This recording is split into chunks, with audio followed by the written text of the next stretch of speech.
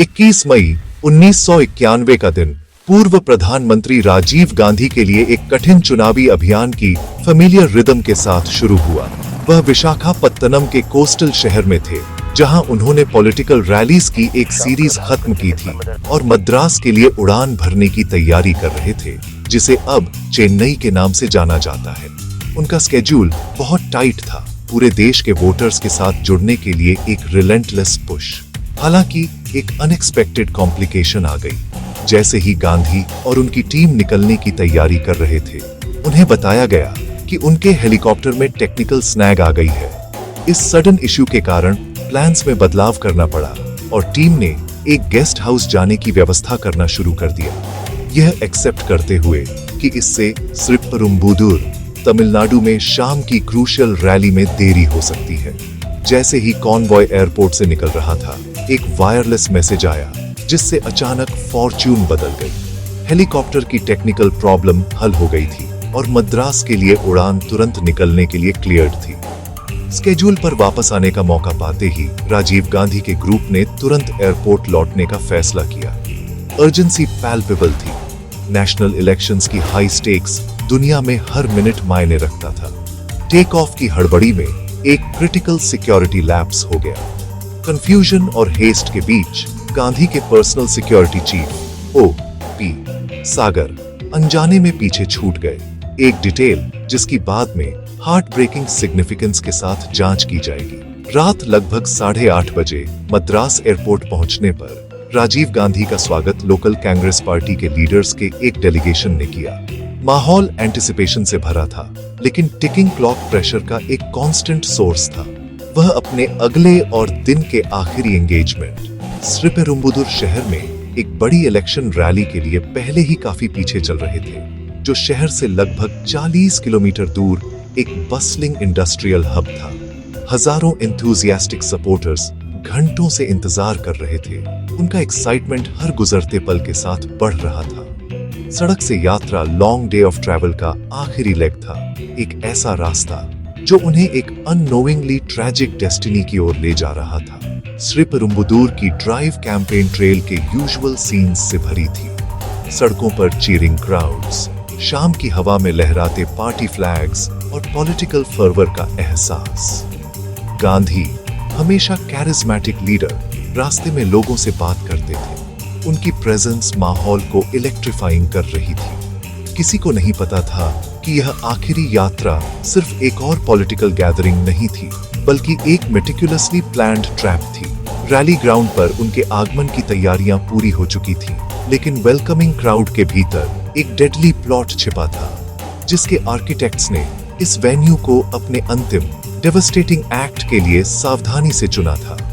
Stage तैयार था, सिर्फ एक स्पीच के लिए नहीं, बल्कि एक ऐसे इवेंट के लिए जो भारतीय इतिहास के कोर्स को हमेशा के लिए बदल देगा।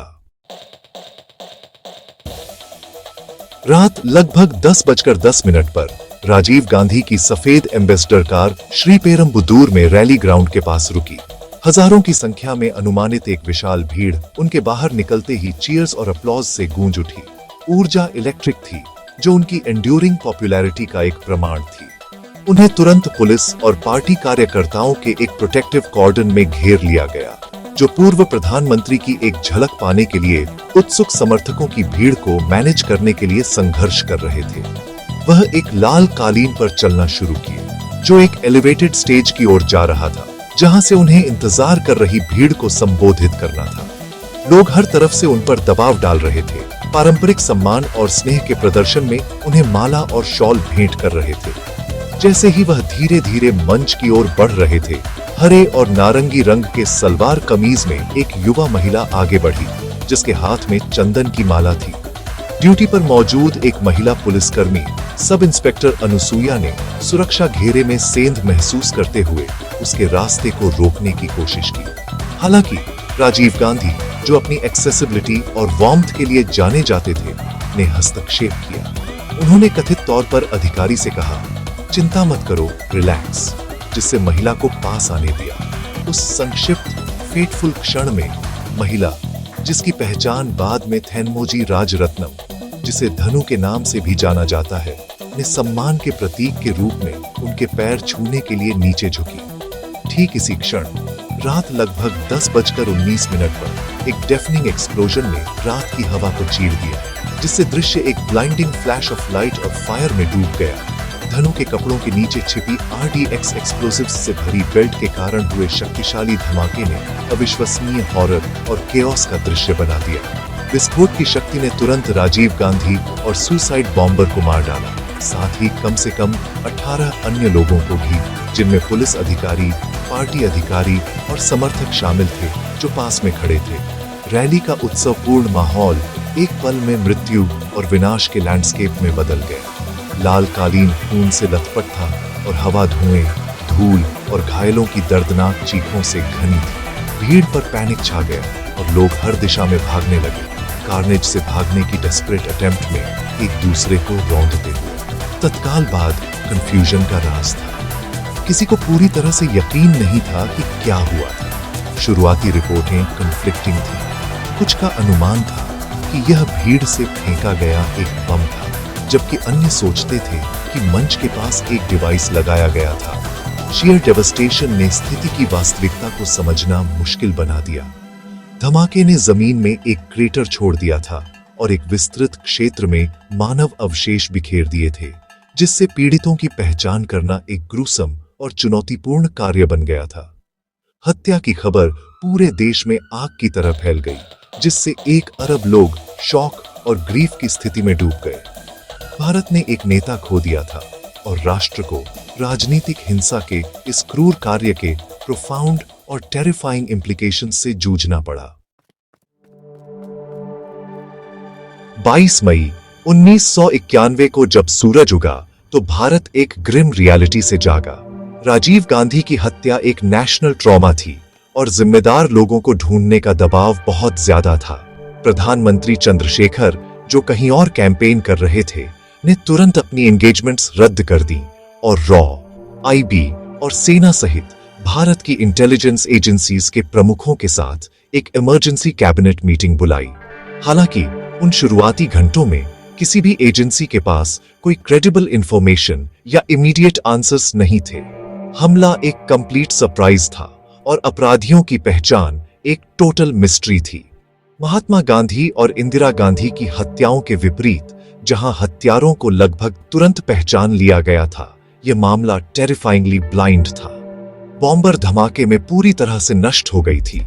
ऐसा लग रहा था कि वह अपने साथ सभी सुराग ले गई थी।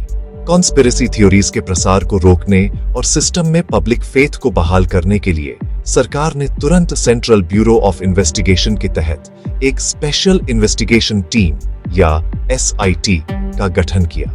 इस जांच का मॉन्यूमेंटल टास्क DR कार्थिकेयन को दिया गया, जो एक अनुभवी IPS अधिकारी थे जो अपनी इंटीग्रिटी और डिलिजेंस के लिए जाने जाते थे। SIT एक हाई पावर्ड बॉडी थी जिसमें एलीट नेशनल सिक्योरिटी गार्ड सहित विभिन्न एजेंसीज के शीर्ष अधिकारी शामिल थे। उनका मिशन स्पष्ट लेकिन डॉन्टिंग था, एक सीमिंगली परफेक्ट क्राइम को सुलझाना। श्रीपेरुम्बदूर में क्राइम सीन धमाके और उसके बाद की केओस से सिवियरली कॉम्प्रोमाइज्ड हो गया था, जिसमें अधिकांश फिजिकल एविडेंस नष्ट हो गए थे। जांचकर्ता बहुत कम लीड्स के साथ स्क्रैच से शुरुआत कर रहे थे। पहली बड़ी सफलता एक अनएक्सपेक्टेड सोर्स से मिली। धमाके से ठीक पहले ली गई रैली की न्यूज़पेपर फोटोग्राफ्स को देखते हुए फोरेंसिक साइंसेज डिपार्टमेंट के डायरेक्टर डॉ. P. चंद्रशेखरन ने कुछ ऐसा देखा जो दूसरों ने नहीं देखा था। मलबे के बीच जमीन पर पड़ा एक कैमरा। उन्होंने तुरंत एक टीम को इसे बरामद करने के लिए मौके पर भेजा। कैमरा एक चीनॉन मॉडल हरिबाबू नाम के एक युवा फ्रीलांस फोटोग्राफर का था, जो धमाके में मर गया था। चमत्कारी रूप से कैमरे के अंदर की फिल्म इंटैक्ट थी। जब SIT ने फिल्म डेवलप की तो उन्हें 10 फोटोग्राफ्स मिले जिन्होंने पूरी जांच का कोर्स बदल दिया, जिससे उन्हें कंस्पिरेसी का पहला विजुअल एविडेंस मिला। ये 10 तस्वीरें एक गॉडसेंड थीं। उन्होंने हत्या से ठीक पहले के अंतिम क्षणों को चिलिंग डिटेल में कैद किया।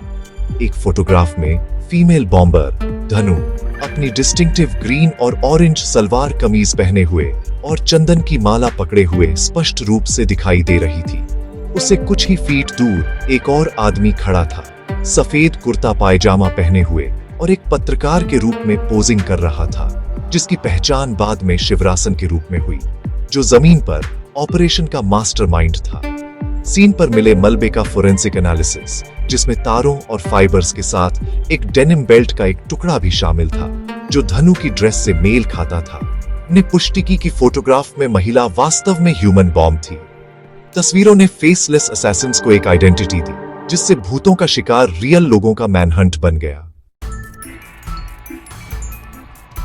तस्वीरों ने एसाइट को चेहरे दिए, लेकिन कॉन्स्पिरेटर्स की आइडेंटिटीज और एफिलिएशंस वे अभी भी अज्ञात थीं। जांच एक नए सेंस ऑफ पर्पस के साथ आगे बढ़ी। संदिग्धों की तस्वीरों को तमिलनाडु भर के पुलिस स्टेशनों में प्रसारित किया गया। अगली महत्वपूर्ण लीड, इंटरेस्टिंगली, तटीय शहर वेदारण्यम में एक रूटीन पुलिस चेक से सामने आई। वहां पुलिस ने शंकर कोनेसन नाम के एक आदमी को हिरासत में लिया, जिसने हरिबाबू के कैमरे से मिली तस्वीरों को देखने पर सफेद कुर्ते में आदमी की पहचान की। उसने पुष्टि की कि यह शिवरासन था, जो वेलुपिल्लई प्रभाकरन का एक फियर्ड और ट्रस्टेड ऑपरेटिव था, जो liberation tigers of Tamil Eelam या LTT श्रीलंका का एक मिलिटेंट सेपरेटिस्ट ग्रुप था। शंकर ने कबूल किया कि वह शिवरासन के नेतृत्व में एक 9 सदस्यीय LTTE हिट स्क्वाड का हिस्सा था, जो मिशन को अंजाम देने के लिए 1 मई को अवैध रूप से भारत में घुस गया था। यह कन्फेशन व लिंचपिन था जिसने हत्या को सीधे LTTE से जोड़ा।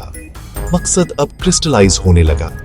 LTTE श्रीलंका में एक स्वतंत्र तमिल राज्य के लिए एक वायलेंट वॉर छेड़ रहा था। शुरुआत में भारत ने तमिल कारण का समर्थन किया था, लेकिन यह 1987 में प्रधानमंत्री राजीव गांधी द्वारा इंडो श्रीलंका अकॉर्ड पर हस्ताक्षर करने के साथ बदल गया। इस अकॉर्ड के कारण इंडियन पीस कीपिंग फोर्स को मिलिटेंट ग्रुप्स, जिसमें LTTE भी शामिल था, को निरस्त करने के लिए तैनात किया गया। हालांकि LTTE ने हथियार डालने से इनकार कर दिया और इसके बजाय IPKF पर अपनी बंदूकें तान दी। इस बिटर कॉन्फ्लिक्ट ने LTTE नेतृत्व के भीतर राजीव गांधी के लिए गहरी नफरत पैदा की, जिन्होंने 1991 में उनकी सत्ता में संभावित वापसी को अपने कारण के लिए एक ग्रेव थ्रेट के रूप में देखा। LTTE लिंक स्थापित होने के साथ SIT ने पूरी कंस्पिरेसी नेटवर्क को उजागर करने के अपने प्रयासों को तेज कर दिया। शंकर के पास मिली एक डायरी में नलिनी का नाम था, साथ ही एक एलियस दास भी था। अलग से एक टिप ऑफ ने मद्रास में रहने वाली एक महिला नलिनी की ओर भी इशारा किया। जांचकर्ताओं ने नलिनी के भाई भाग्यनाथन के घर पर छापा मारा, जो एक छोटा प्रिंटिंग प्रेस चलाता था, जिसे LTTE प्रोपेगेंडा मटेरियल बनाने वाला पाया गया। पूछताछ के दौरान भाग्यनाथन टूट गया और उसने प्लॉट की पूरी हद का खुलासा किया। उसने पुष्टि की कि उसकी बहन नलिनी, उसका प्रेमी मुरुगन, जिसने एलियस दास का इस्तेमाल किया, शिवरासन और एक अन्य महिला सुबह सभी की प्लेयर्स थे। उसने धनु की बॉम्बर के रूप में सकारात्मक पहचान की और शिवरासन की तस्वीरों में एक आंखों वाले आदमी के रूप में पहचान की, जिससे SIT को पजल के अंतिम टुकड़े मिले। इस जानकारी से लैस होकर SIT ने शेष कंस्पिरेटर्स पर शिकंजा कसा। 13 जून 1991 को हत्या के ठीक 23 दिन बाद नलिनी और मुरुगन को मद्रास में एक बस टर्मिनस पर घेर लिया गया और गिरफ्तार कर लिया गया। एक ड्रामेटिक टर्न में मुरुगन, LTTE का एक एक्सप्लोसिव्स एक्सपर्ट, ने एक साइनाइड कैप्सूल चबाकर आत्महत्या करने का प्रयास किया, जो पकड़े गए LTTE कैडर्स के लिए एक स्टैंडर्ड प्रैक्टिस था।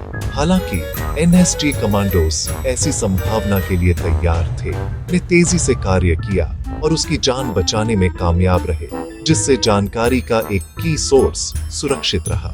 नलिनी और मुरुगन की गिरफ्तारियों से एक डोमिनो इफेक्ट हुआ, जिसमें हत्या के प्लॉट की पूरी सपोर्ट स्ट्रक्चर को अगले हफ्तों में व्यवस्थित रूप से डिसमेंटल्ड कर दिया गया, जिसका समापन एक फाइनल स्टैंड ऑफ में हुआ, जहां शिवरासन और अन्य की प्लॉटर्स ने पकड़े जाने से बचने के लिए अपनी जान ले ली।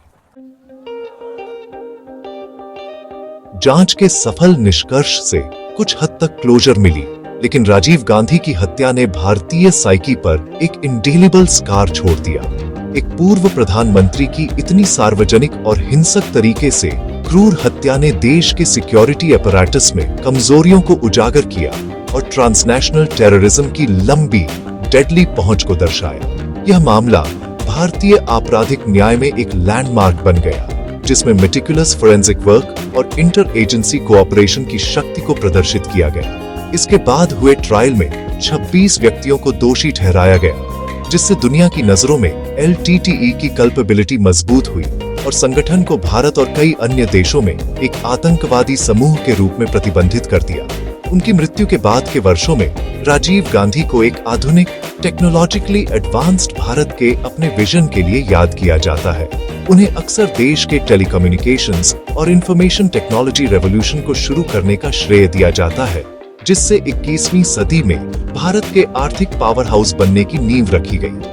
18 साल की उम्र में मतदान की उम्र कम करने के उनके प्रयासों ने युवा भारतीयों की एक नई पीढ़ी को सशक्त बनाया, जिससे उन्हें लोकतांत्रिक प्रक्रिया में एक बड़ी आवाज मिली।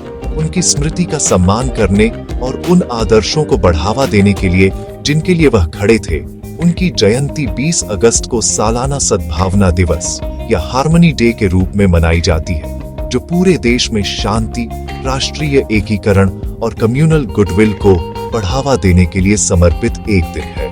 उनके दुखद अंत की स्मृति पब्लिक फैसिनेशन और रिमेम्बरेंस का विषय बनी हुई है। 20 अगस्त 2024 को, जो उनकी 80वीं जयंती होती, प्रधानमंत्री नरेंद्र मोदी और उनके अपने परिवार के सदस्यों जैसे राहुल गांधी सहित राजनीतिक स्पेक्ट्रम के नेताओं ने नई दिल्ली में उनके स्मारक वीर भूमि पर श्रद्धांजलि अर्पित की। हत्या और उसके बाद के मैनहंट की कहानी को पॉपुलर कल्चर में फिर से देखा गया है, विशेष रूप से 2022 की किताब 90 days the true story of the hunt for Rajiv Gandhi's assassin और इसके वेब सीरीज अडेप्टेशन में, जिसने मामले के कॉम्प्लेक्स डिटेल्स को एक नई पीढ़ी से परिचित कराया, यह सुनिश्चित करते हुए कि इतिहास के इस डार्क चैप्टर से मिले सबक भूले नहीं जाते। अल्टीमेटली राजीव गांधी की विरासत यूथफुल डायनामिज्म, मॉडर्नाइजिंग विजन और पॉलिटिकल कंट्रोवर्सी की एक कॉम्प्लेक्स टैपेस्ट्री है, जो सभी एक्सट्रीमिस्ट वायलेंस के एक कार्य से कट गए। उन्हें एक ऐसे नेता के रूप में याद किया जाता है जिन्होंने भारत को एक नए भविष्य की ओर ले जाने की कोशिश की, एक ऐसी यात्रा जो दुखद रूप से बाधित हो गई। उनकी हत्या का रहस्य, हालांकि जांचकर्ताओं द्वारा सुलझाया गया, राजनीतिक संघर्ष की उच्च कीमत और आतंकवाद के एंड्यूरिंग थ्रेट की एक गंभीर याद दिलाता है। उनका जीवन और मृत्यु भारत के समकालीन इतिहास का एक महत्वपूर्ण हिस्सा बने हुए हैं। श्रीपेरुम्बदुर में उस फेटफुल नाइट के 3 दशक से अधिक समय बाद भी वादा और नुकसान की एक कहानी जो आज भी गूंजती है।